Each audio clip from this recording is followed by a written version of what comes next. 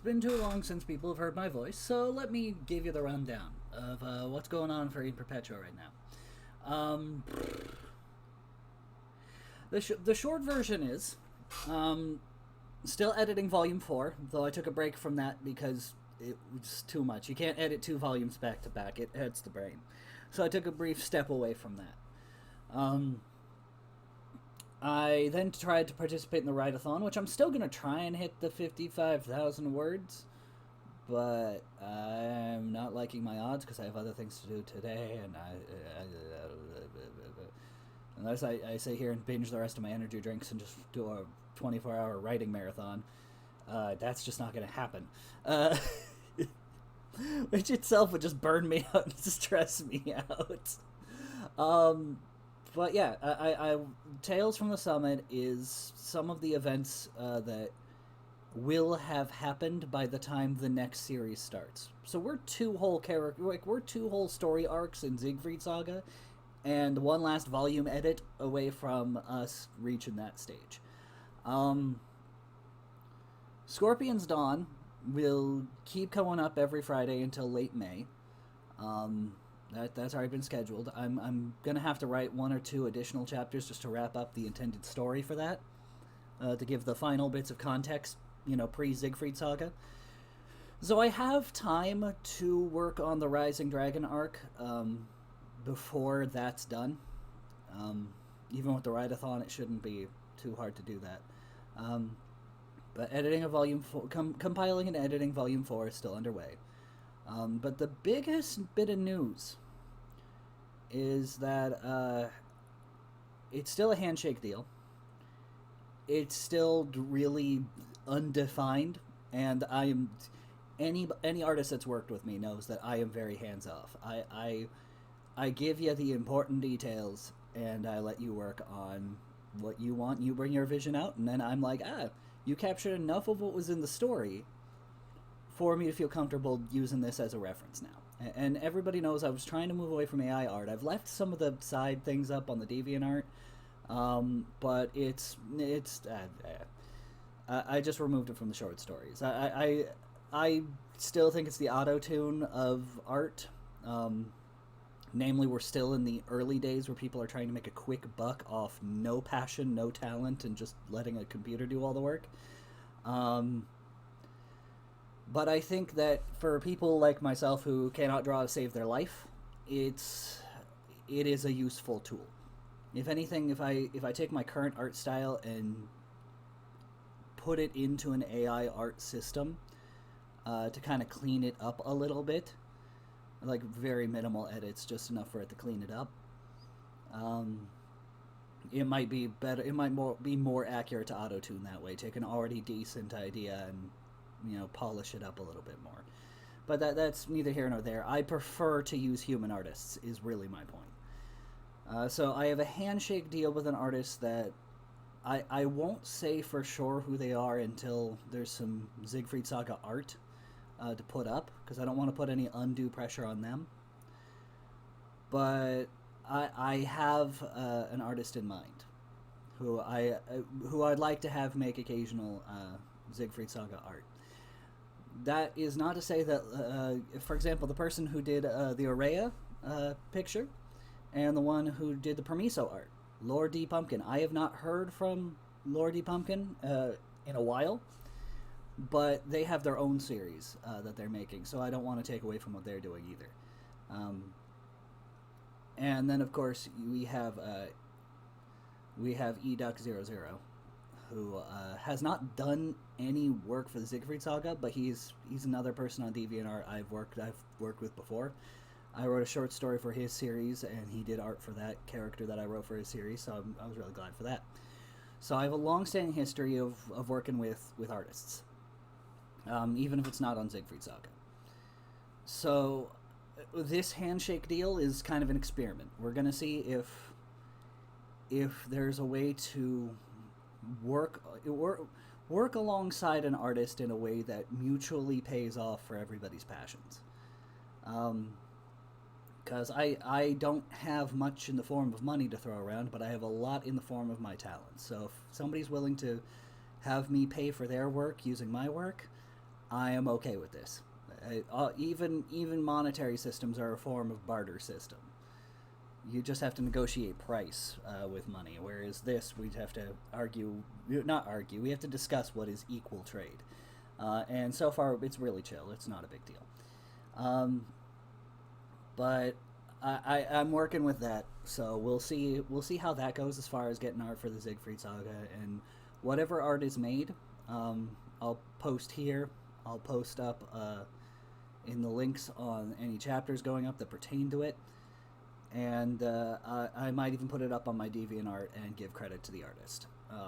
That's where we're starting for now. It's not work for exposure because I'm going to be working for them in return, and that's something I prefer. And that's about the size of that. We have the Rising Dragon arc, and we have the Vow Upon the Throne arc. And that would be the end of Siegfried Saga. And that would take us into the next series, which I want to come up with a better name for than what I currently have. So I'll brainstorm those before I start broadcasting it officially. As far as yeah, but that's the state of the state of Eden Perpetua right now. Is that I'm still editing Volume 4. Tales from the Summit is canon and done for the Write-a-thon, but mostly just it's canon events that happened before the next series. And I need to write 1 or 2 more chapters for Scorpion's Dawn before it ends in late May. And that would mean that in early June, barring any kind of events getting in the way of that, you should be able to start seeing posts of the Rising Dragon art in early to mid-June. The goal is to have enough of it written so I could do weekly updates. I can't promise for sure it will be there because I haven't even written the first word of the Rising Dragon arc, even though I know exactly how that's gonna go. So we're gonna have a whole thing with that. And one of the things I can say, not really spoilers, but also kind of spoilers.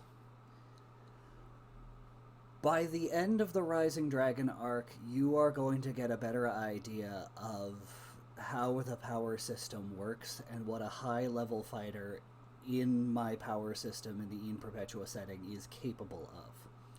Which is going to be hilarious because we've been dealing with middling to the high end of low or the low end of middle as far as power levels up to this point in time, and our characters are rising up to the low end of high as far as power goes. But this is about the average you would expect from somebody who's got superpowers in my realm. Like what we've seen so far is, aside from the Siegfried's canon, of course, what you've seen is about what you can expect as far as what the average person in setting, if they had powers and were doing it right, would be doing. And I still want to debate over how I explained that. There's a term I discovered that I would love to use because it is technically accurate, but it's associated with something that I don't want to give a false impression on. Frick it, I'll say the term here and I'll explain why I don't know if I want to use it. But it is accurate. It's a term called ego death. And I discovered it because it was used in passing in a Lythero video. And I was like, what the frick? Why is that sound? That sounds terrible. What's ego death? And then I read up about ego death and I went, oh crap. Well, yeah, that's already a part of the Siegfried Saga, really. And it's this idea of with ego death, what happens, apparently it usually happens through drugs or hypnosis, but the barrier between yourself and the rest of creation in your brain kind of just fades, and the person you were before ceases to be a cohesive concept. And it's really good in that way. It helps you kind of break free from your own established patterns and grow as a person, because you can break down the barriers that you build up for day-to-day routines, because we're creatures of habit. In fact, I'll read it off. I'll read off what I read, so that way it makes more sense. And I am going to there you go. I'm going to explain this. And yes, I'm looking this up on the fly. This is all live recorded. This is not very few, if any, of these are pre-rehearsed. So the 3 stages of ego death, and this is an important part of the power scaling in Siegfried Saga. Again, ignore the parts about meditation. Well, not meditation, but anything involving drugs or hallucinogens or any of that. Ignore that, because that is a path there, I'm sure. But there's more. In my setting, there's more to it than that. So ego death happens in 3 stages. The first is dissolution. Prior to ego death itself, a person enters an altered state of consciousness, either through sustained meditation or the ignored drug use. Since so many of these substances double as hallucinations, you might see sacred geometry and dreamlike imagery. Others won't during this phase. Now, these substances double as hallucinogens, we're going to ignore that and focus on you might see sacred geometry and dreamlike imagery. Others won't during this phase. This has already kind of happened at some parts of the Siegfried Saga, and it is an important part. In the Siegfried Saga, I refer to it as manifesting the subconscious.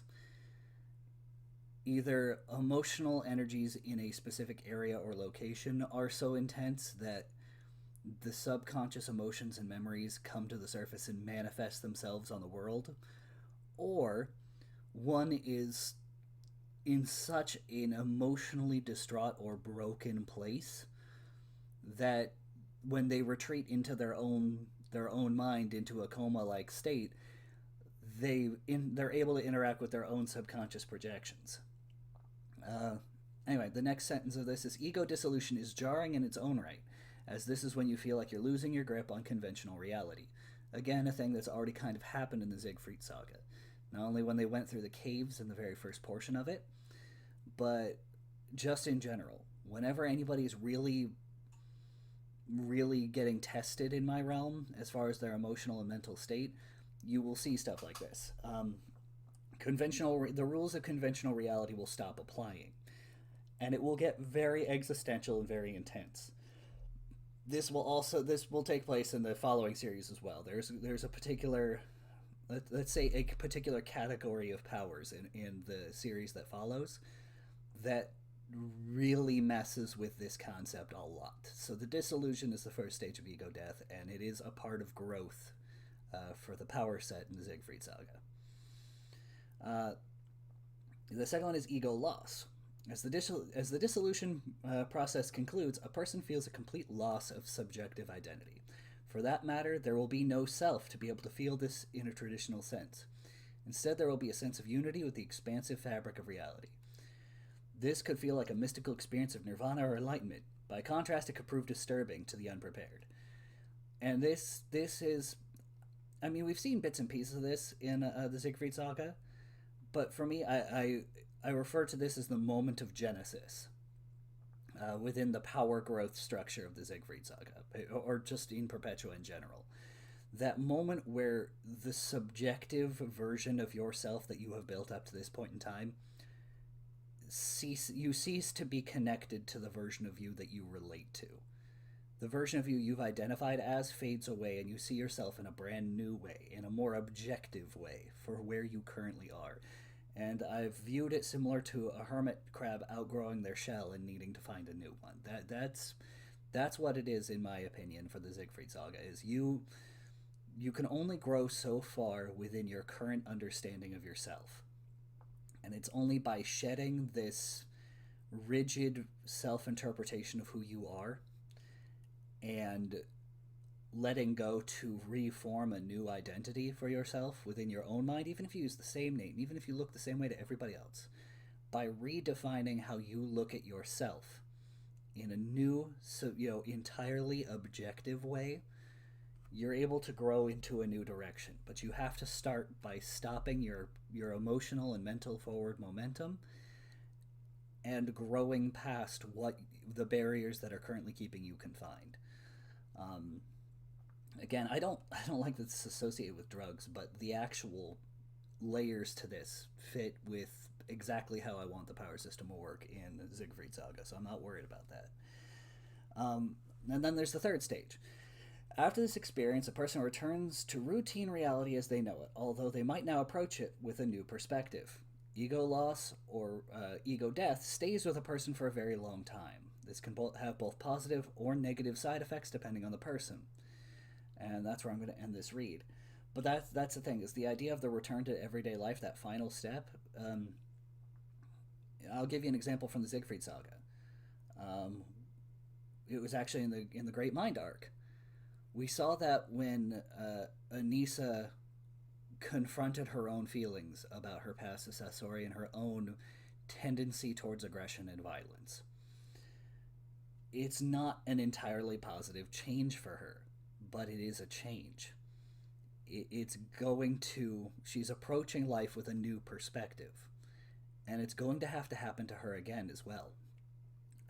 Because her journey is not over yet. But her perspective on herself has changed. Her perspective on her life has changed. And she's not going to be the same as she was at the beginning of the series. She has a very different approach now. And even when you see how Gavin, upon being able to become Alabaster the Audacious, suddenly he was approaching his life a little differently. He views it differently. Even you're even going to see it with Pine, which is weird because I like Pine as he is, and I don't think he has much to change, but he's going to have a little bit of a change after having become the wolf. And you're even going to see it with Catsy. Catsy is going to go from this nervous, not always sure of what she's doing version of herself to this kind of like secure. She's going to be much more secure moving forward. But this is the stages of growth, and one of the themes of the Siegfried Saga is that trauma can stop this process, because trauma, for lack of a better explanation, instills an instinctive fear. You're worried because you have trauma, you have these negative experiences, and it makes you shut down this process. But if you want to continue growing, you have to undergo this process in order to overcome the trauma. And Sean, halfway through his hero career, started to resist this process. And the only reason he is as strong as he is was because he underwent this process so much before that point that there was no force that could overcome it. He had defined his perspective pretty damn thoroughly, and now he did something that forces again this process, a luxury he has not had in many years, and he's growing again, and that's important. It's an important part of him. So that's what's going on with the Siegfried Saga. That's one of the things I wanted to explain about Siegfried Saga while I was here, is the ego death thing. But yeah, we've got a lot going on. And for those who haven't noticed, because I've realized it's hard to tell because of the colors I chose, but the colors are intentional, I have added the next series' line to the rows of Perpetua already. Read as much or as little into the placement of that line as you please, and know that every single time a new series for Perpetua is released, the goal is to make sure every line in the rows is lit up. And the goal is to have all of them, for lack of a better explanation, effortlessly weave into each other.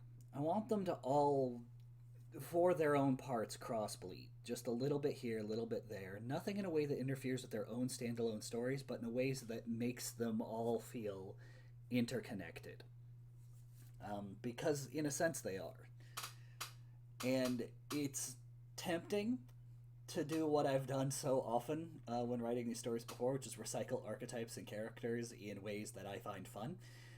But I don't want there to be, for lack of a better explanation, a singular mascot character.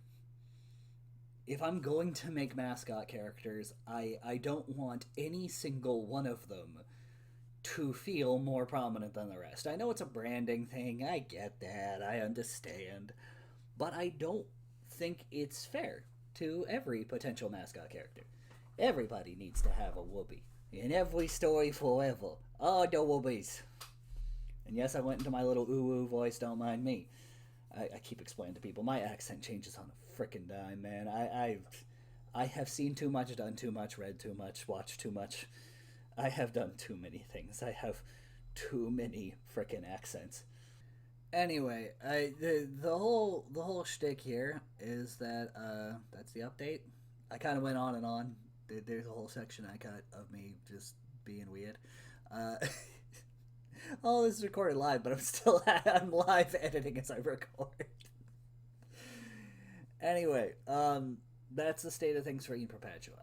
I know I've been quiet on Twitter, so I figured I'd make this. I don't know, maybe posted a million times. But that's where we're at with the series and where we intend to take it. I can't speak for everybody else. I really can't. It is what it is. It's whatever. But I don't like leaving everybody in the dark. But I also, no news is good news with me. If you haven't heard anything positive or negative from me, odds are I'm going through some stuff, but I'm not entirely off base yet. Yeah, I'm not just going to fall off the map without warning. If I even suspect I'm going to fall off the map completely, I'm going to update you guys. So no news is good news. No news means I'm working. So we will keep that informed. But yeah, you guys have a wonderful day.